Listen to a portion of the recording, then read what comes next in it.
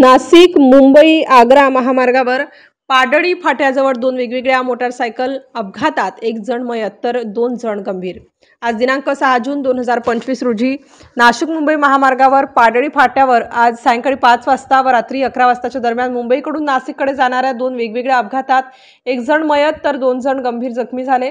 मोटारसायकलला कारने जोरदार धडक देऊन वाहन पसार झाले असता त्यात मोटारसायकलवरचे 2 जण गंभीर जखमी झाले असता त्यांना तात्काळ जगद्गुरू नरेंद्राचार्य महाराज संस्थानच्या ॲम्ब्युलन्सने नाशिक सिव्हिल हॉस्पिटलमध्ये दाखल केले।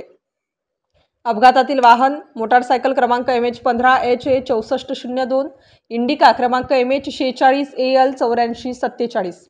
अपघातातील ठिकाण पाडळी फाट्याजवळ। अपघातातील प्राथमिक कारण मुंबईकडून नाशिककडे जात असताना कारने मोटारसायकलला जोरदार धडकून अपघात झाला आहे। अपघातातील जखमींची नावे बाळू खंडू शेने वय 46 वर्ष, अनिल सुरेश वय 38 वर्ष, राहणार वाडाचीवाडी तालुका इगतपुरी यांना जगद्गुरू नरेंद्राचार्य महाराज संस्थानच्या ॲम्ब्युलन्स गोंदे फाटा येथील मोफत रुग्णवाहिकेने तात्काळ रुग्णालयात दाखल केले। स्टार न्यूज नाशिकसाठी प्रतिनिधी गणेश लहामटे, इगतपुरी।